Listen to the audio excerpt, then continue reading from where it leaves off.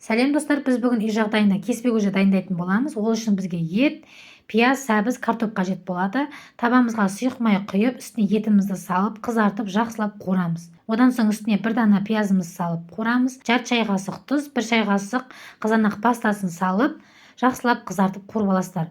Одан соң сәбіз бен картопымызды салып, тағы да 2-3 минуттай қуырамыз. Үстіне салқын суымызды құйып, қайнағаннан кейін 2 дана лавр жапырағын салып, баяу отта пісіреміз. Етіміз піскенше қамырын дайындаймыз. Қамырына 1 дана жұмыртқа, 1 шай қасық тұз, 2 ас қасық су қосып, ұн салып, қаттылау етіп қамырымызды илейміз. Одан соң тұндырып қоямыз. Тұнғаннан кейін орташа қалыңдықта қамырымызды жайып аламыз.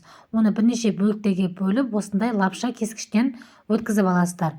Одан соң қайнап тұрған сорпамызға лапшамызды салып 3 минуттай қайнатамыз. Одан соң бетін жауып отты өшіресіздер. Міне біздің тағамыз дайын болды.